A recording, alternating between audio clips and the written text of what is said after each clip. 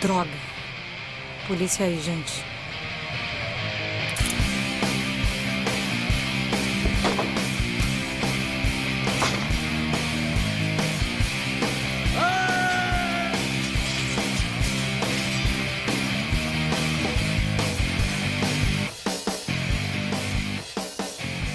Quem são os rebeldes entre o século XVI e o século XIX? São os escravos, são os indígenas, são os homens livres e pobres. Todo o pessoal da CUFA. Tem o pessoal do MST todinho. Olha, o Oiticica era um rebelde. O próprio Plínio Marcos. Guimarães Rosa, Machado de Assis, Lúcio Cardoso, enfim, os nossos poetas, os nossos escritores. O Renato Russo era um rebelde. O Sérgio Vaz, da Cooperifa. O GG, tá ligado? Que é líder do movimento do Sem Teto. Os nossos pensadores do Brasil, Sérgio Buarque, o Gilberto Freire, Faoro. Lampião, que não é tido como herói. O Ferrez. Quando eu escuto a música do Zé Cabaleiro, eu sei que tem um cara ali dentro contundente que quer mudança. Espero que eu seja. Às vezes dizem que eu sou. E tem todas essas pessoas que estão anônimas aí, que estão tocando esse país, estão fazendo ONGs de verdade, ONGs que existem. Acho uma lástima não poder citar nenhum político hoje em dia. Tem muita gente boa, cara. Tem muita gente legal no país. E é isso que deixa a gente ter fé. Todo mundo é rebelde em potencial. Eu acho que a rebeldia transforma a história.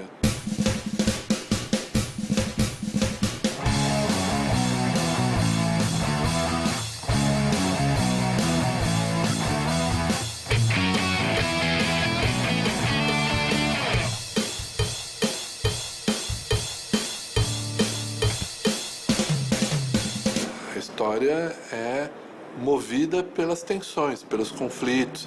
O conflito continua sendo um índice de que tem valores. A gente teria abolido a escravatura se não fossem os movimentos de resistência? E a resistência significa a possibilidade da transformação da sociedade, que é uma transformação que pode ocorrer com rupturas, pode ocorrer com uma revolução, com de fato uma quebra na situação presente, dominante, ou pode ser uma transformação lenta, uma transformação de erosão de algumas estruturas dominantes. Tudo bem, no fim foi lá a princesa que assinou, no fim foi lá o marechal que decretou, mas a gente teria passado de império à república se não tivesse havido várias inquietações.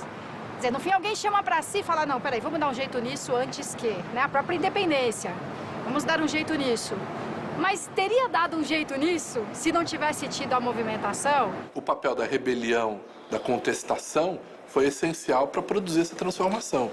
Isso é evidente. Chega de sofrer, o povo quer comer. Chega de sofrer, o povo quer comer. Chega de sofrer, o povo quer comer.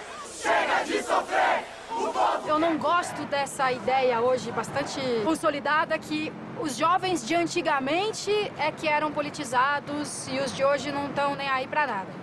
Muitos jovens indignados, inconformados, rebeldes, idealistas, só não veem a política como o espaço da militância inconformada.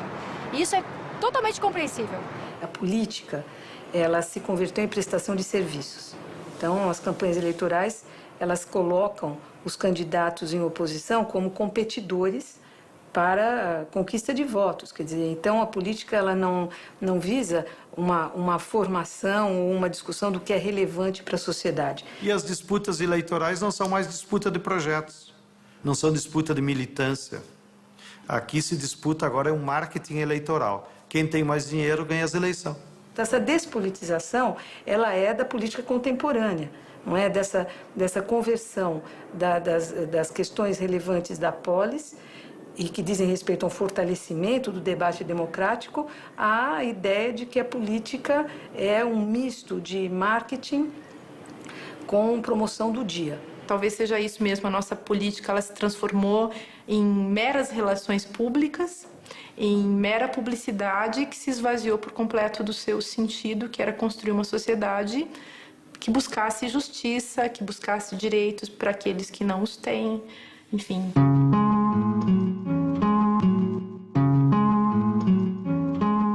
Uma Uma vez eu ouvi dizer um europeu que esteve aqui, ele comentou que como o Estado brasileiro maltrata os seus cidadãos, como estava precisando de uma figura materna, de uma maternagem do Estado. Então eu acho que as mulheres no Brasil, elas podem ter essa função também. Quando se diz a sociedade emancipada, ela será feminina, ela será regida por um princípio feminino, ou melhor, ela será uma sociedade andrógena, em que o princípio masculino e o feminino se vão conviver, isso significa que a cultura masculina ela é ligada à intimidação e ao medo, e a cultura feminina ela é ligada mais ao eros e à vida. Por isso é que o Marcuse diz que se o medo e a destrutividade são as paixões que caracterizam o totalitarismo, o eros pertence à democracia. Então a democracia ela tem que ser feminina. E eu acho que a mulher introduziu uma coisa muito interessante, sobretudo na política, na direção, que é a dúvida, o medo, a insegurança. Quem foi que disse que homem não tem medo, não tem insegurança? Não é? E a gente, de alguma forma, está ajudando a libertá-los de ter que esconder o medo e a insegurança. E eu acho que tem pouca mulher na política ainda por conservadorismo. A gente assimila muito rápido algumas coisas, a gente é muito moderno em alguns aspectos, a gente no Brasil, eu digo, e muito conservador em outros. Na política, somos extremamente conservadores. A luta brasileira das mulheres brasileiras que se dizem feministas ou que esperam direitos para as mulheres brasileiras, eu acho que é uma luta que ainda tem que acontecer. Eu me engajo nessa luta. Quanto mais eu vivo dentro desse Brasil, mais eu sinto a necessidade de me tornar cada vez mais feminista.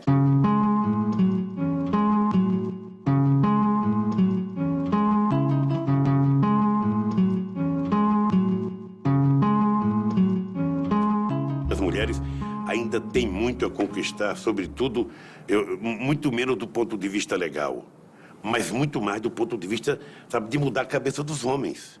É a nossa cabeça que tem que mudar. A lei já mudou. Ela continua sendo responsável pelos filhos, não tem uma mudança nas relações de gênero, propriamente. Tem uma ampliação do espaço feminino e uma compressão do espaço masculino. Não tem uma democratização, entendeu? Não se mexe nas relações propriamente ditas. O maior avanço que precisa acontecer é de que a participação da mulher, a contribuição da mulher, seja percebida como constitutiva da condição humana. Porque nós somos metade de humanos homens e metade de humanos mulheres. Essa metade masculina ter se constituído quase que homogeneamente, unilateralmente, foi muito ruim.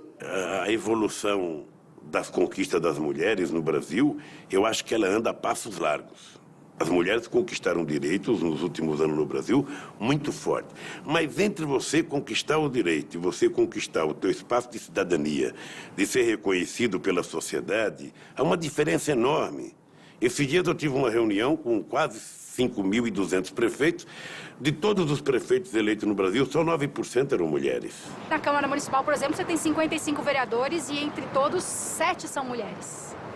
É uma representação ridiculamente falsa. Mulher é maioria na sociedade. Acho que a nossa sociedade é realmente uma sociedade dos homens, uma sociedade patriarcal, em que as mulheres são tratadas como resto da cultura, como figuras de uma natureza perdida que pode ser dominada, pode ser devorada, pode ser comida, pode ser, enfim, objeto de toda sorte de voyeurismo, que é um jeito de devoração que se tem em relação às pessoas, né?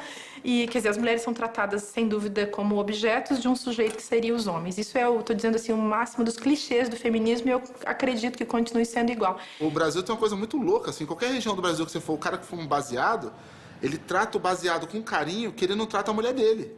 Ele enrola o baseado, ele passa a língua, ele passa pro outro, o outro passa a língua também, e aqui fica aquela gosma de mão em mão, aí o cara vai acender aqui, não é um ritual. A mulher do cara senta do lado dele, vai falar com ele, dá licença, mano, tô fumando um bagulho aqui.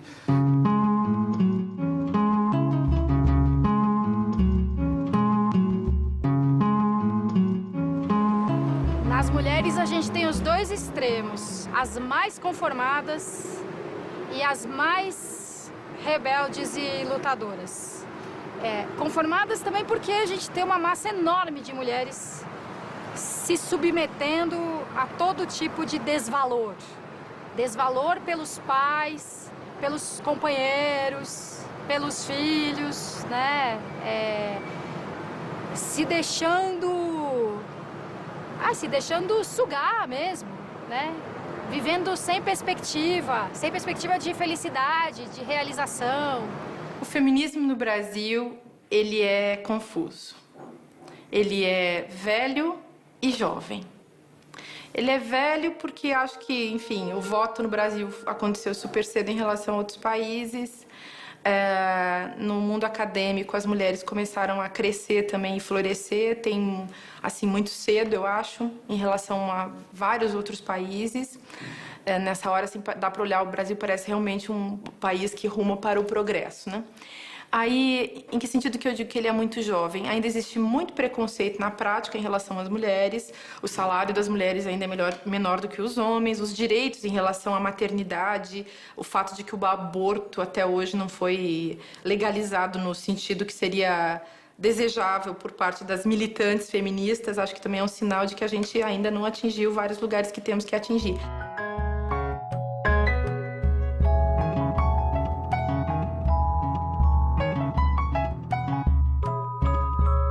Nem todo mundo que fez a Constituição de 88, sabe, ou que fez a Lei Maria da Penha, respeita a lei que fez. Porque essas coisas aparecem muito no meio dos pobres, que é o pobre que bate em mulher. Não, na classe média, sabe? Na classe rica, tem gente que bate na mulher, tem gente que abusa sexualmente da filha. Isso não aparece.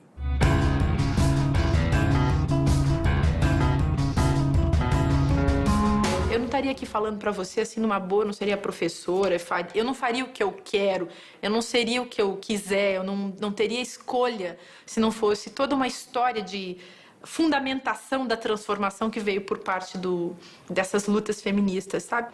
Até pelas mulheres serem culturalmente, historicamente,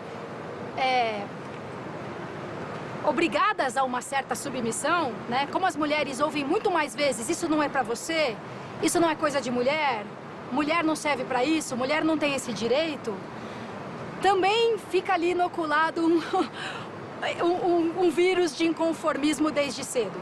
Uma menina tem mais motivos pra se revoltar do que um menino, porque a ela são negados mais direitos, entendeu? Ela tem que ajudar em casa, ela não pode sair sozinha, ela tem que voltar cedo, ela não pode isso e aquilo. Então também cria esse potencial pro inconformismo, para bater de frente, para questionar, para falar, peraí, quem disse que isso aí não é coisa de mulher? Por que mulher não pode jogar futebol? Por que mulher não pode? E foi o que moveu várias conquistas sociais importantes. Se a gente pegar o período que as mulheres nem votavam, e até agora, é uma mudança muito significativa. E eu lembro sempre que a Marisa, eu chegava 10, 11 horas da noite, a Marisa estava lá me esperando e fazia comida para mim. Aí começou o sindicato, começou o PT, aí eu comecei a chegar em casa às 9, falava, Marisa, e a janta? Vai esquentar. Eu percebi que começou a haver uma evolução exagerada, ou seja, e aí é uma conquista extraordinária, porque aí você tem que aprender a esquentar a tua comida, você tem que aprender a lavar o teu prato, sabe? Que parece uma coisa ruim no começo, mas quando você vai evoluindo politicamente também, você começa a compreender. Se a gente fizer as coisas a 2 ou às 3, fica muito mais fácil, menos trabalho para todo mundo, menos, sabe, sofrimento para todo mundo. Por mais que a gente diga que prevalece a forma patriarcal, machista, existe já uma mudança muito grande nessa estrutura, não é? E eu mesma nasci em um seringal, em que há 51 anos atrás, se imaginar o que era um seringueiro nordestino, que tinha uma esposa que era matriarca, que era o meu pai, não é? O que significava ter que negociar com a esposa todo e qualquer negócio que fosse fazer dentro daquele sistema. Era um horror. As pessoas achavam que o meu pai era dominado pela minha mãe, não é? E eu, de repente, me deparei com um ser humano que não era um machista patriarcal. Foi o meu pai, que inclusive me permitiu, aos 16 anos, analfabeta, doente, ir para Rio Branco para estudar fazendo Mobral e trabalhar como empregada doméstica, né? Quer dizer, são esses espécimes promissores que vão fazendo a diferença. Só que hoje a gente pode multiplicar isso aí de uma forma muito, muito significativa.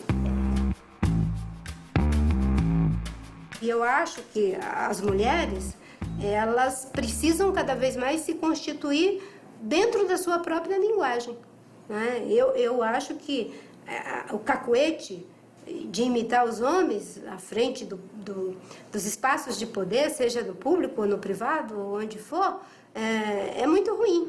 É de novo aquela história da pessoa assumir o estereótipo que lhe é imposto. Tem mulheres que disputam lugares normalmente ocupados por homens, agindo como homens. Tem isso. Que às vezes as mulheres, para se sentirem respeitadas, para se sentirem olhadas, etc., elas imitam a forma masculina. E isso é muito ruim. Eu acho que nós temos que participar com a nossa forma. Existem muitas lideranças femininas e não são femininas porque pintam as unhas, porque aí também cai nesse outro extremo, entendeu? Seja uma jogadora de futebol ou a diretora de uma empresa, não, ela é durona, ela comanda 200 funcionários, mas faz questão de se apresentar sempre com unhas feitas, cabelo arrumado e aparência impecável, como se fosse essa a prova da feminilidade, né? É como você se veste. E então, sim, é uma construção masculina ridícula que as mulheres incorporam às vezes e acham que realmente tem que ser duronas e de unhas pintadas, entendeu? E ao mesmo tempo eu vejo as mulheres muito escravizadas, né? Escrava da beleza, escrava disso, né? Isso eu acho tão ruim. Ó, vou te falar, eu tenho 3 amigas inseparáveis que andam comigo que, antigamente eu não curtia muito elas, mas, porra, elas são as únicas pessoas que estão comigo nos melhores momentos, meu.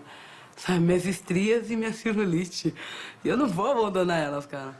Sabe? E as minas, meu, sempre em busca da perfeição, meu. Né? Eu acho que, porra, a minha felicidade, ela, meu, eu adoro meu baço, meu pâncreas, meu coração, você tá entendendo? Meu pé, quantas vezes tomei tiro e meu pé tá aqui, ó, minha mão, meu cérebro tá raciocinando. Então isso me faz feliz, cara. Tô em harmonia comigo mesma. Eu não vou ser uma mulher perfeita como a mídia diz. Mas eu sou uma mulher realizada, sou uma mulher feliz.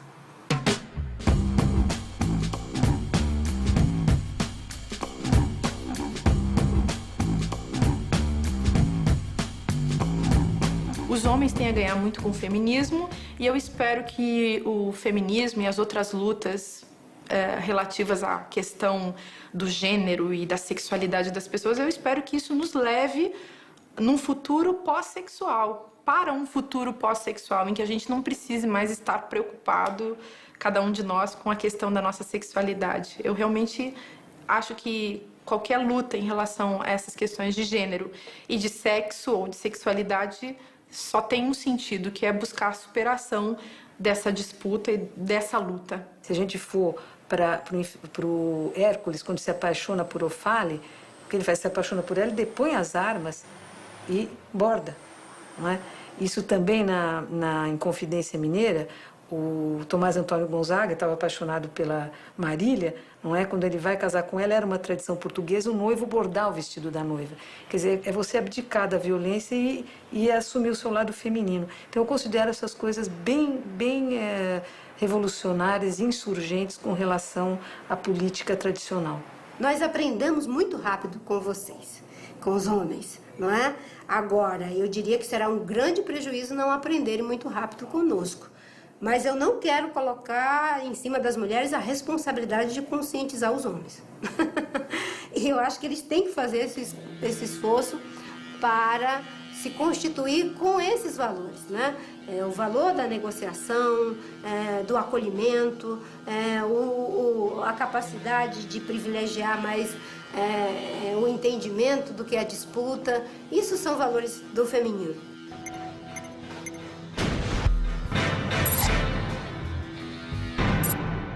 Acho que quem tem muito nesse país vai ter que aprender a entender o que é suficiente. O que é suficiente para mim? Tá? O que é que me traz uma qualidade de ser uma pessoa que estou satisfeito com o que tenho? E isso não significa que você está se mediocrizando, né? Coloque ambições em outras coisas. Coloque ambições no fazer, não só no ter. realizar, no transformar.